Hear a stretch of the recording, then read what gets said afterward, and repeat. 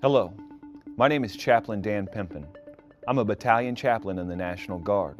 When not in uniform, I also serve the Guard as an alcohol and drug control officer who oversees my state's substance abuse program.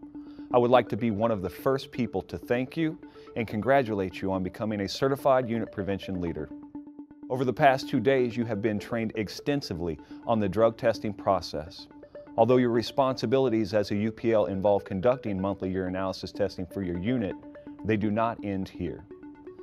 As a unit prevention leader, you are also the local subject matter expert on the substance abuse program for your commander. You play a key role in preventing substance abuse within your unit, which contributes significantly to the overall readiness of the United States Army National Guard. To accomplish this task, you must live by the Army's 7 core values.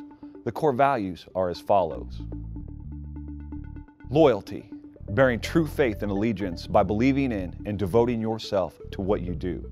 A loyal soldier is one who supports the leadership and stands up for his fellow soldiers. Duty, you have a duty by which you swore an oath. A duty to do more than simply fulfill your obligations. Duty means being able to accomplish tasks as part of a team so that you're able to protect and serve others. Respect. You must show respect for the National Guard, your unit, and your fellow soldier. As soldiers, we pledge to treat others with dignity and respect while expecting others to do the same. Selfless service. Putting the welfare of the nation, the Army, and your subordinates before your own. Selfless service is larger than just one person. The basic building block of selfless service is the commitment of each team member to go a little further, endure a little longer, and look a little closer to see how they can contribute to the mission. Honor, living up to the Army values. Honor is a matter of carrying out, acting, and living the values of respect, duty, loyalty, selfless service, integrity, and personal courage in everything you do. Integrity, doing what's right, legally and morally. Integrity is a quality you develop by adhering to moral principles. As a UPL, you must always do what is right and stay true to your warrior ethos. Personal courage, facing fear, danger, and adversity, be it physical or moral. Make the decisions that you know are honorable and help fellow soldiers to do the same. As a UPL, you have a great responsibility that you have been entrusted with, and you are now a member of a much larger team.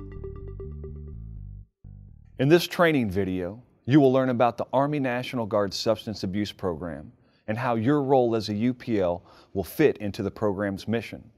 We will discuss the key program personnel, review important substance abuse terminology, and detail the key activities that the program offers to commanders and soldiers. We will discuss alcohol use in the Army National Guard and leave you with a concluding message.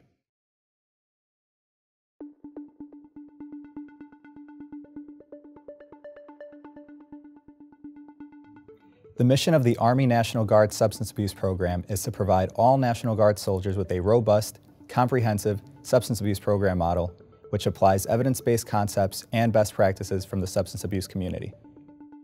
It is our objective to strengthen the overall fitness and effectiveness of the soldier, conserve manpower, and enhance combat readiness of soldiers through comprehensive alcohol and drug abuse prevention and education.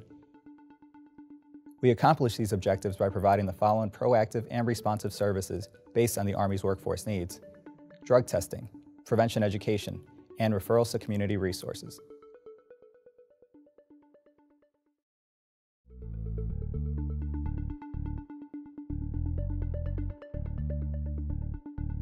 In order to accomplish the substance abuse program mission, we have a highly integrated team. The members of the substance abuse team include the Alcohol and Drug Control Officer, also known as the ADCO.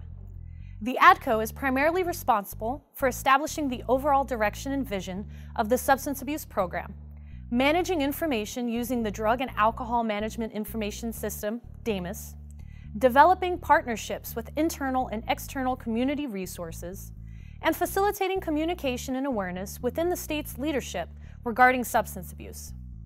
The ADCO also manages the soldier referral process.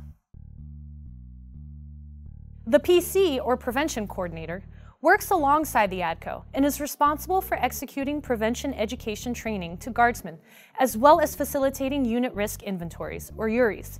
The PC also assists the ADCO in managing the soldier referral process. Depending on your state's end strength, you may have more than one PC. The Drug Testing Coordinator, or the DTC, is primarily responsible for managing all aspects of soldier drug testing collection in accordance with Army Regulation 600-85. This includes the responsibility of managing drug-positive results, notifying the units of individuals who need to provide prescriptions for the medical review process, developing state litigation packets for the laboratories to process for the JAG, and training and recertifying all UPLs.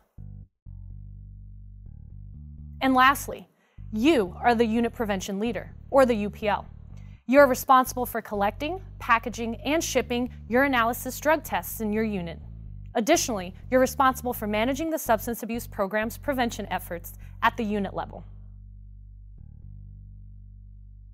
If you ever have any questions regarding your role or duties as the UPL, please feel free to reach out to any member of your substance abuse program.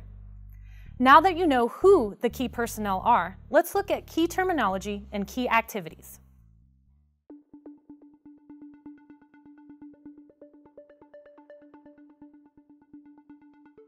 Just as the Army has its own language, the substance abuse community has its own language as well. Let's look at a few key terms that you will want to be familiar with. Slight variations in words have significant differences in meaning. Take substance misuse, substance abuse, and substance dependence. Each sound very similar, but when defined actually mean different things. Substance misuse is considered drug use with no apparent diagnosis for a drug or alcohol problem, and when no continued pattern of abuse is present.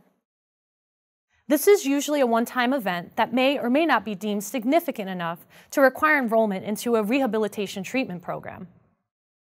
Substance abuse is a pattern of drinking alcohol or using drugs that results in any of the following: failure to perform at work, recurrent legal problems, and/or recurrent social problems.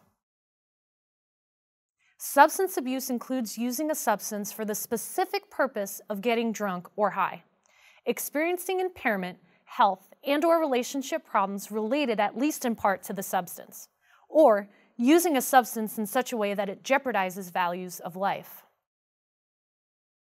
Substance dependence is the compulsive use of alcohol and other drugs regardless of the consequences. Behaviors of dependence include increased tolerance, feeling withdrawal effects, unsuccessful efforts to cut down or stop using, and/or feeling that your life centers around using a substance. Distinguishing between substance misuse, abuse, and dependence will help you to understand the various levels of drug and alcohol problems that soldiers in your unit may face.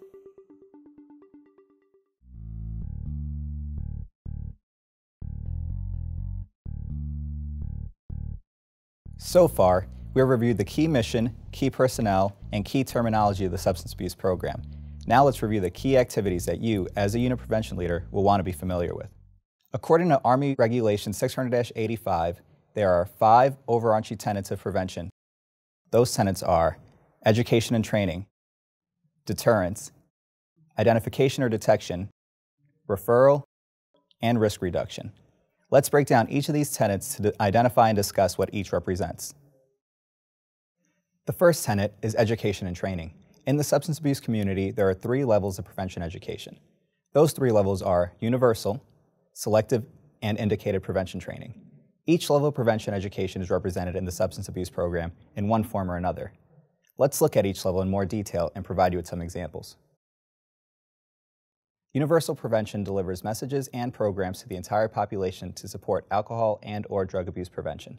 According to regulation, all M-Day soldiers are required to complete 2 hours of universal prevention education annually, while active guard and reserve soldiers are required to complete 4 hours annually.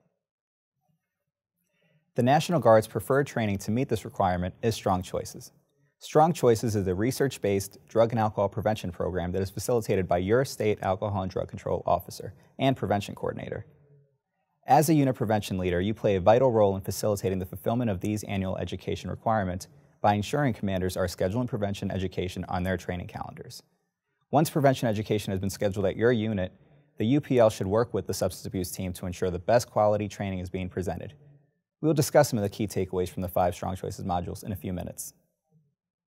Additionally, you are responsible to deliver training on the substance abuse program, Army policy, and on specific drugs that affect your state.